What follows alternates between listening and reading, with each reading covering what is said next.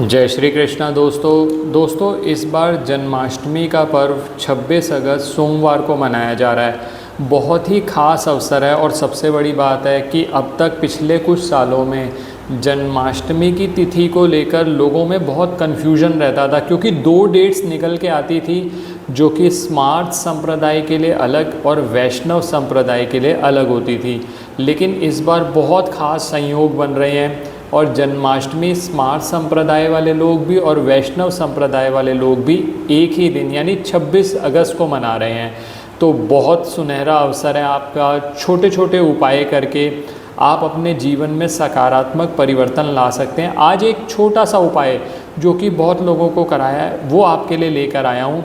बात करूँगा इसके अलावा पंचांग क्या बनता है, किस समय पर पूजा करना सबसे ज़्यादा लाभकारी होगा।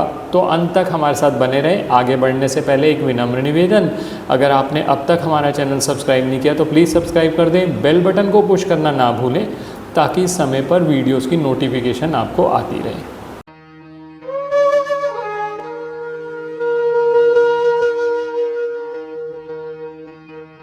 पंचांग की बात करी जाए तो भाद्रपद मास के कृष्ण पक्ष की अष्टमी तिथि की शुरुआत 26 अगस्त को सुबह 3:39 से होगी और ये चलेगी 27 अगस्त तक सुबह 2:19 तक।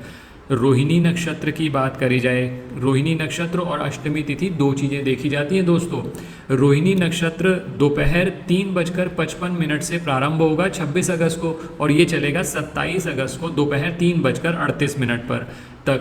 अब ये देखा जाए तो रोहिणी नक्षत्र के हिसाब से भी और अष्टमी तिथि के हिसाब से भी और उदया तिथि के हिसाब से भी जन्माष्टमी का पर्व 26 अगस्त को मनाना सबसे बढ़िया रहेगा। अब पहले बात कर लेता हूँ कृष्ण जन्माष्टमी के पूजन के शुभ मुहूर्त पे। ये 26 अगस्त को दोपहर 12:27 से शुरू होगा और सुबह 12:44 तक, या आप इसे कह सकते हैं देर रात 12:44 तक रहेगा।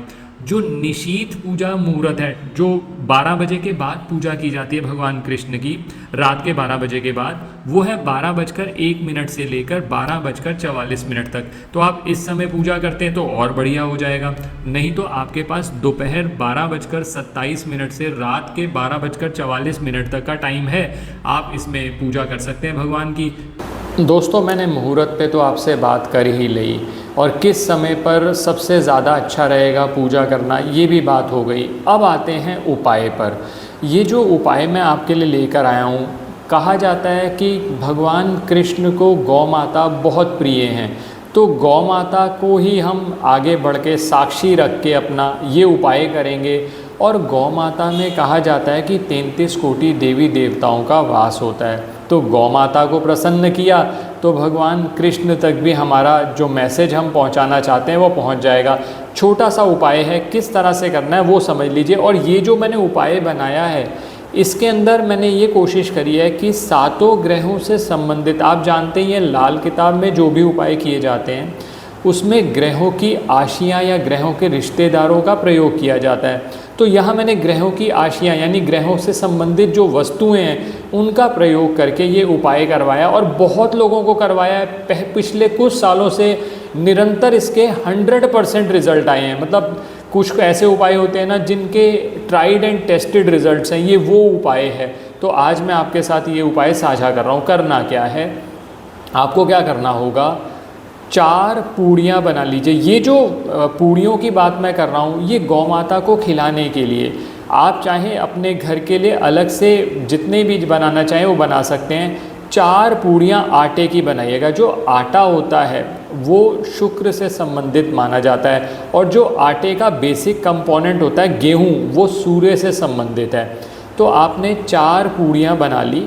4 पूड़ियों के साथ आप थोड़ी सी खीर बना लीजिए। खीर आप चाहें अपनी सुविधा के अनुसार ज़्यादा बनाना चाहें तो ज़्यादा भी बना सकते हैं, उसमें कोई प्रॉब्लम नहीं है। गौ माता को खिलाने के लिए थोड़ी सी खीर आपने बना ली। जो खीर होती है उसमें दूध का प्रयोग होता है, उसमें चंद्रमा का समावेश आ गया। अब जो ये खीर बनाएंगे इसमें 2-3 वस्तुएं आपको डालनी है। पहली चीज़ जो डालनी है वो डालनी है केसर। जो केसर होता है वो बृहस्पति से संबंधित माना जाता है। आप कहते हैं कि सर मेरी किस्मत मेरा साथ नहीं देती, मेरे को किस्मत से संबंधित लाभ नहीं मिलता, तो जब बृहस्पति का समावेश होगा, ये जो हम भोजन बना रहे हैं गौ माता के लिए, उसके लिए अगर हम बृहस्पति का समावेश करेंगे तो आपको किस्मत से संबंधित लाभ भी मिलने शुरू हो जाते हैं। तो आपने इसमें केसर मिलाना है। इसके अलावा एक तुलसी का पत्ता ज़रूर डालना है इसके अंदर। तुलसी का पत्ता इसलिए भी डालते, तुलसी जो है वो बुध से संबंधित है। तुलसी का पत्ता क्यों डाल रहे हैं? ये खीर गौ माता को खिलाने से पहले हम भगवान को भोग लगाएंगे, और भगवान श्री कृष्ण को जब भी आप जन्माष्टमी पे कुछ भी बनाकर भोग लगाते हैं, उसमें अगर तुलसी का समावेश हो जाता है तो भगवान उसको बहुत जल्दी स्वीकार करते हैं। तो आपने तुलसी का एक पत्ता ज़रूर डालना है। इसके अलावा ये जो खीर आप बनाएंगे, इसके अंदर आप ड्राई फ्रूट्स डालिए। जो ड्राई फ्रूट्स होते हैं वो शनि से संबंधित माने जाते हैं। तो इन वस्तुओं का समावेश करके आपने दो चीज़ें बना ली, एक तो पूड़ियाँ बना ली और दूसरा आपने खीर बना ली।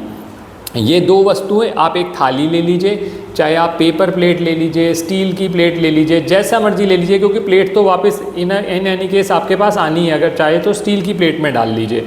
ये दो वस्तुएं तैयार हो गई। इसके साथ दो तीन छोटी छोटी चीज़ें आपने और करनी है। एक तो उसके अंदर आपने थोड़ी सी हरी पालक साइड में रख सकते हैं, हरी मूंग की दाल रख सकते हैं, या चाहे तो खीरा भी रख सकते हैं। ये तीनों जो वस्तुएं होती हैं ये बुध से संबंधित हैं। हमने सातों ग्रहों का समावेश करना है। तो हमने ये हरी मूंग की दाल थोड़ी सी भिगोई हुई, या फिर हरी पालक हो गई, या फिर जैसे मैंने कहा कि खीरा हो गया, ये तीनों वस्तुएं ये थाली के अंदर ही आप रख दीजिए। इसके साथ एक गुड़ का टुकड़ा रखना है आपने। ये गुड़ का टुकड़ा किस लिए चाहिए? ये जो गुड़ होता है वो सूर्य और मंगल की वस्तु मानी जाती है। जो गुड़ की मिठास होती है ना दोस्तों, वो मंगल से संबंधित है। ये गुड़ भी हमने रख लिया।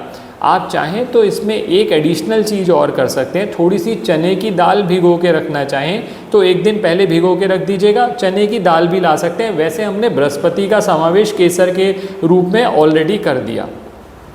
अब ये सारी वस्तुएं आपने अलग एक थाली में रखी। पहले भगवान को भोग लगाइए, क्योंकि गौ माता को आप खिलाने जा रहे हैं। तो पहले भगवान को भोग लगाइए, भगवान से प्रार्थना करिए, जो भी आपकी मनोकामना है, जो आपकी समस्या है वो आप निवेदित करें। और उसके बाद ये जितनी सामग्री आपने बनाई है ये गौ माता को खिला दीजिए। अब बहुत सारे लोग ये पूछते हैं कि सर इसमें हम ज़्यादा बना सकते हैं अपने परिवार के लिए भी? आप जितनी मर्जी बनाइए।